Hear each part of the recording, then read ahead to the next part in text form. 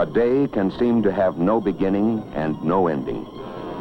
It becomes a 25-hour day that blends into the one that came before and the one that is to follow.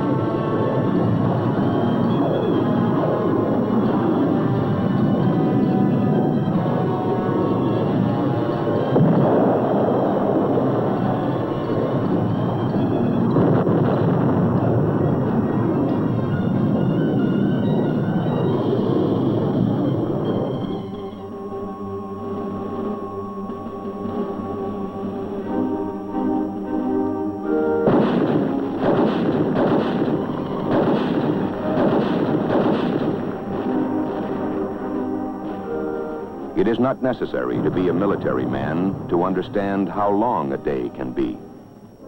A shot fired at Bien Ho, Da Nang, Quang Tri, Haiphong, or near Hanoi can strike home in any city, town, or hamlet of 50 sovereign states. 8,000 miles away can still be very close to home. And because it could come closer still, we share the conflict and the strength. We also share the understanding and the courage to prove that the honor of a nation's word has greater meaning than formal letters written on a scrap of paper.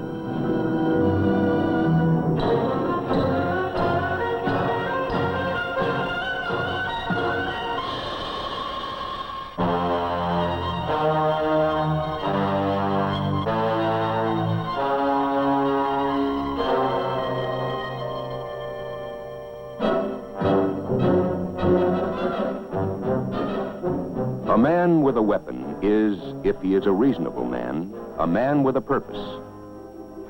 The range of his understanding of his purpose reaches far beyond his line of sight. He knows the big picture. He understands that attempts to intimidate by force must be resisted by force before intimidation becomes a way of international life. And this he also knows. He and the thousands like him, fighting and sweating on the ground, are the spearheads of our Department of Defense total effort, an effort concentrated to help the men on the ground to achieve their purpose and their mission. Above field and jungle, close air support. Help clear the way for the man on the ground.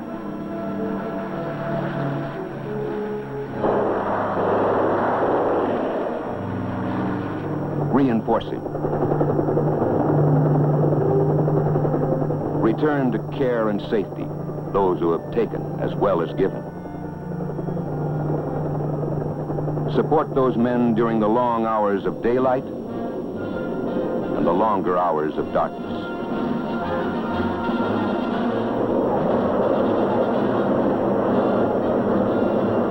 Support them with B-52s against concentrations of troops and supplies. Give the enemy no chance to rest.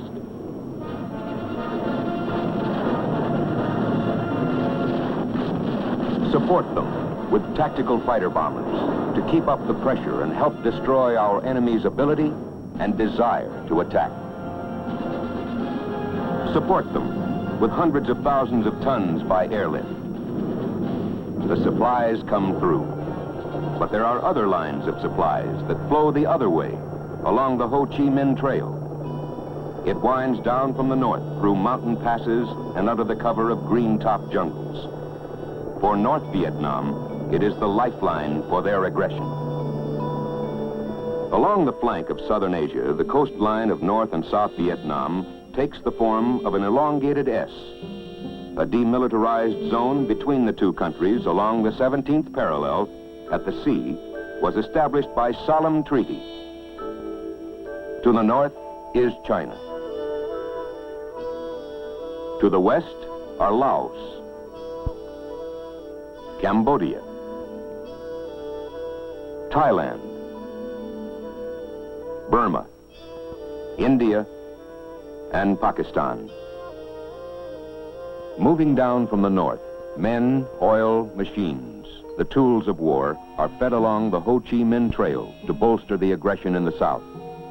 They move by night over the narrow roads, through mountain passes, and along trails hidden by the jungle foliage.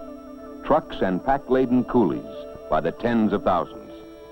Usually, by day, they remain hidden in the jungle, to venture out again at nightfall, to carry their lethal burdens along their narrow lifeline of aggression. That lifeline must be severed. When it is repaired, as it always is, it must be severed again.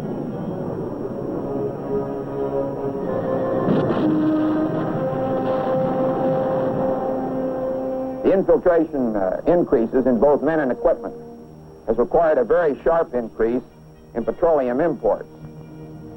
Since the first of this year, the average monthly imports of petroleum into North Vietnam have increased 50 to 70% above the comparable periods in 1965. Stocks on hand prior to the attack were estimated to represent about 2 to 4 months' supply. The increased importance of petroleum to the enemy's military effort is further attested by his action to improve the routes of infiltration. Some of these routes are new, some have been widened, some have been upgraded for all-weather use. Bypasses have been built, and bamboo canopies or trellises have been built over the jungle roads in many places in order to inhibit observation of them from the air. A result of the greatly increased movement of men and supplies by truck and by motor-powered junks has been a shift from a small-arms guerrilla-type operation against South Vietnam to a quasi-conventional military operation which involves major supplies, major weapons, and heavier equipment. Every gallon of fuel, every gun, bullet, even every ration of rice destroyed north of the 17th parallel may mean the life of a man on the ground south of the 17th. The military call it interdiction. That is the mission of those who fly to the north. Support the men on the ground by strangling the supply routes.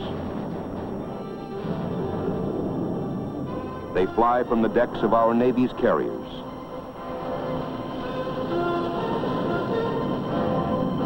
They fly from the surface of the land, the supersonic weapons of our Air Force's tactical fighters. They turn their noses north toward Mugia Pass, toward the fuel storage areas near Hanoi, north to interdict the trains carrying in supplies. The pilots do the flying. The ground crews keep them flying.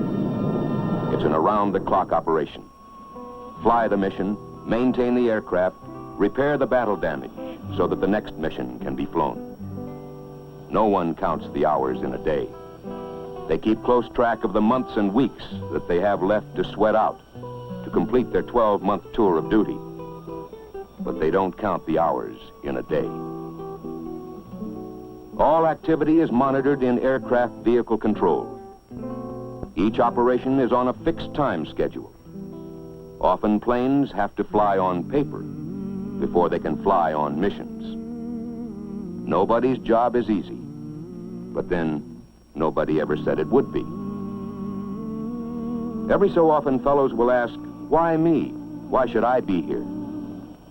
One way or another, they have to find the answer for themselves. Usually they do find the answer. Then they have another question. What more can we do? The answer to that one is simple. Work your guts out for the men who fly the planes. A pilot's tour of duty is 100 missions. 100 missions to be flown. 100 targets still unknown.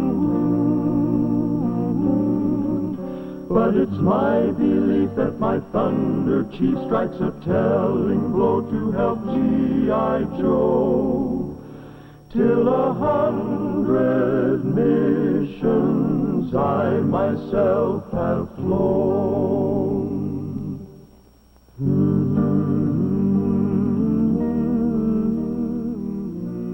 For the pilots, a day can start at 2:30 a.m. or earlier, or any time. Somebody's son, somebody's father, maybe everybody's hope. Never before has air war demanded such degrees of judgment and responsible self-discipline. In mission briefing at tactical operations, information pinpoints refueling tanker locations and gives us our ordnance configurations. We'll get call signs and radio frequencies to use for the F-4Cs, and our own F-105s will be flying cover against possible MiG attack. Wing intelligence will have photos of our target area and what to expect in way of defenses. The anti-aircraft and small arms fire are heavy. Worse for us than the surface-to-air missiles, the SAMs, and they're bad enough. But destroying our targets will help cut the flow of supplies toward the south.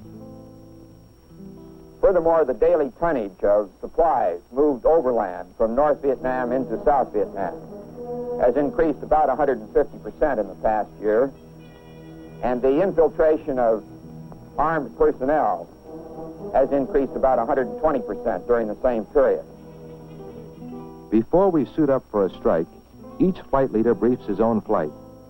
There are 4 in a flight, plus 1 extra, a spare, in case one of the 4 can't take off due to an aircraft mechanical problem. Our flight leader details our entry into the target area, and then our tactics for getting the heck out of there. We listen because we respect him, because he'll be leading the way in. 5 men in a small briefing room. Many groups of 5 in many small rooms. For maybe the minute and a half they'll be over the target area, they'll spend hours of flight planning and briefing.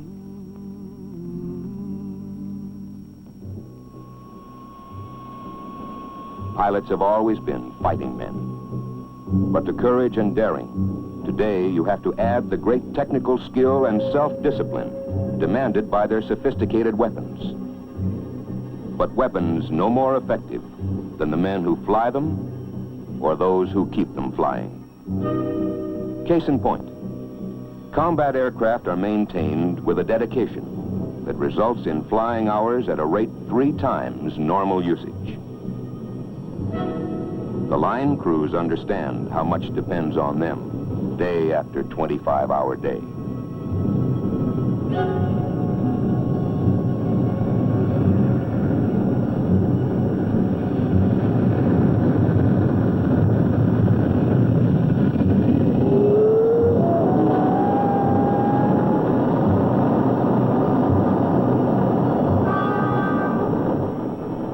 Normally, the spare is a very decent fellow. But now he's been through the hours of pre-flight details. He can't help but hope that one of the other aircraft will show up with a minor hydraulic leak or a cut tire. Sometimes that happens, but not today.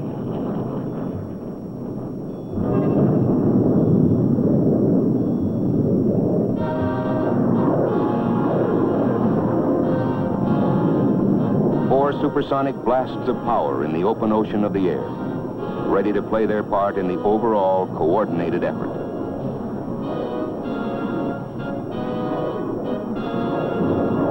There are other flights in the sky.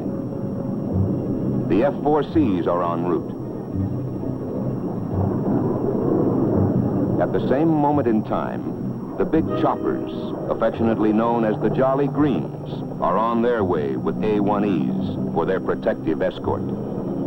Their object is to stay as close as possible to the target area, so that if a pilot in one of the attack planes has to hit the parachute, then they can move in to pick him up.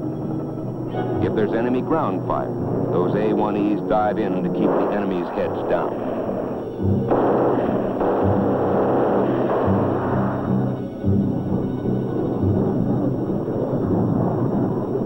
The boys in the KC-135 tankers have been waiting to refuel the tactical fighter bombers en route to their targets. Those KC-135s will keep orbiting in case any of the boys run short of fuel on the way home.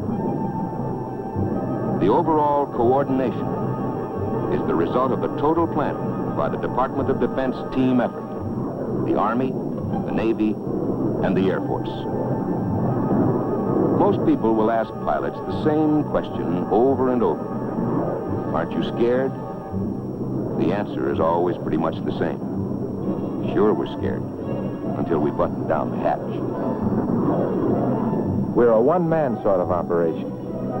We're our own navigator, radio man, radar operator, and bombardier. Getting into the target, we have to take evasive action. Then it's pop up, dive in, drop the bombs, and get the heck out of there. You watch your fuel. You go over in your mind what the intelligence boys will want to know about the results. At the target, the ground defenses, all the details. You might be scared when you start, but after that, you just don't have the time.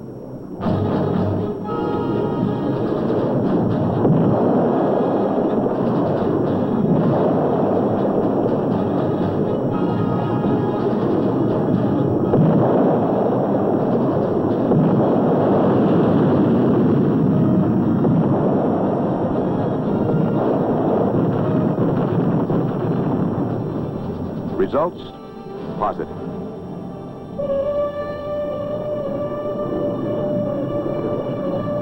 The cockpit is a pilot's office.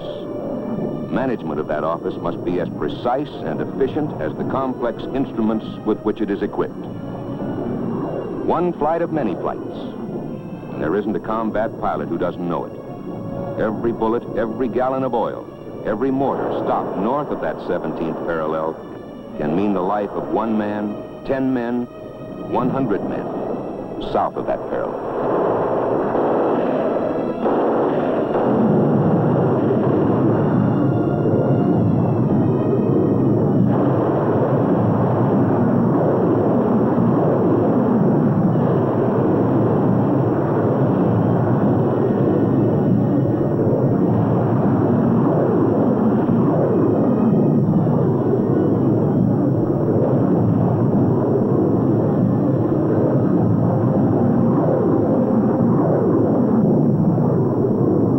Rescue Control has picked up a radio call for help from a pilot whose aircraft was hit and who had to eject.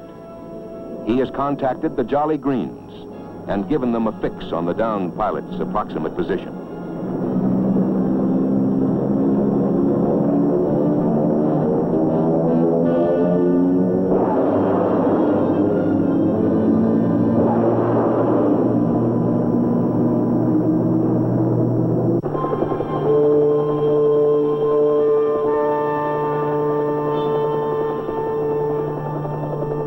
I didn't realize my plane had been hit until the cockpit started filling up with smoke.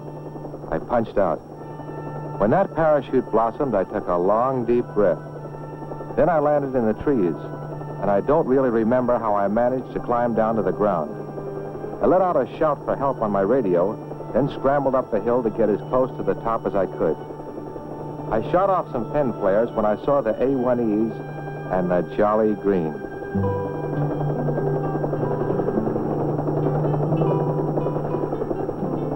It's hard to put into words exactly how I felt when I knew the Jolly Green was going to get me out. Let's just say I prayed a little, on my own account, and for those guys of search and air rescue. 100 missions to be flown. It's good to know you're not alone. If a shrapnel stump means I have to jump, then the Jolly Green will pick me up clean. Till 100 missions I myself have flown.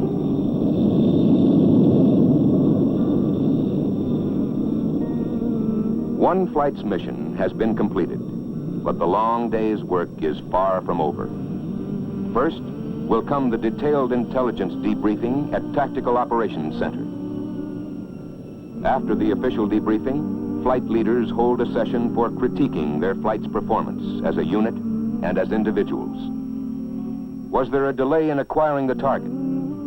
Did one of the men press too low? Did they regroup promptly after hitting the target? Was element integrity maintained? You can never stop learning. You might get away with an error in judgment one day. Tomorrow, you may not be as lucky. One flight of many flights. But operations continue around the clock.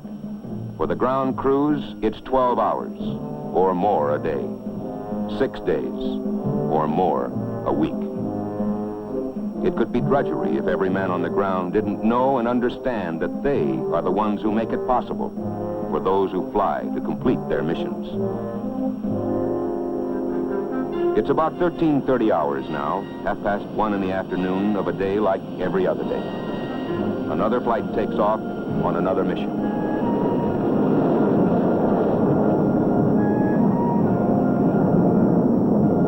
Now, those who went out earlier have a couple of hours off duty. 100 missions to be flown, 100 bridges to be blown. On my left and right, the rest of my flight help keep me alive in my 105. Till 100 missions I myself have flown. No matter what they do or how relaxed they seem, pilots always wonder what tomorrow's target will be. A milk run or a tough one? The answer comes at about 1800 hours, when flight planning for the next morning's strike starts. Usually, flight planning takes 2 or 3 hours. On a new tough target, that time can easily be doubled. A fragmentary order, FRAG for short, comes to the Wing Tactical Operations Center and is the small part of the overall order that relates to the fighter wings. The orders come down from DOD and the Joint Chiefs of Staff. Then at wing level, they are broken down and missions assigned to the squadrons. There are many frags that make up a day's total coordinated effort. We believe this essential to help safeguard the freedom of South Vietnam and to save the lives of those South Vietnamese, Americans, Australians, New Zealanders, and Koreans who are fighting to ensure that freedom. The aircraft our pilots fly are compact, highly maneuverable machines. They have the inherent speed and versatility to be effective in air-to-air or air-to-ground combat. But they are only machines. They must be maintained. The record of keeping flying hours at a rate 3 times normal use speaks loudly and clearly for the kind of men who work with their hearts as well as with their minds and hands. Men are brave in many ways, and there are many ways in which a man can show his courage. Courage can't be judged by a casual glance or the sound of a voice. Any fighting man will tell you, you must know fear in order to find your true strength. Want a portrait of a hero? Take a snapshot of a pilot, or another, or another. Move your camera out to the line for long shots or for close-ups. Carry it inside aircraft vehicle control to watch the men who often don't even see the planes they help keep flying.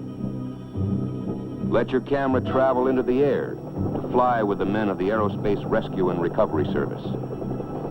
You'll never find a man who thinks himself a hero or even considers himself as particularly brave. But they all share a common bond and a common pride. They are all working members of the same fighting team, fighting each in his own way, to try to slow down and, if possible, to break down the flow of supplies to the south and to adversely affect the will of North Vietnam toward carrying on their aggressive operations. The total task is large, and yet, as it always is, each small fragment of that total is very personal. Men may live 3,000 miles or more apart back home in the States, but here there are no state lines, no county lines, no country boys or city boys. No one asks their social position or who their ancestors might or might not have been. Nor do we as a nation know what we as a nation have done to have deserved men such as these. Perhaps they reflect the courage and the strength instilled in them by their mothers and their fathers. Perhaps it is the heritage of men who came before, men who stood at Concord Bridge, men who walked through Chateau Thierry, through the Ardennes Forest, and the undergrowth of Guadalcanal and Iwo Jima.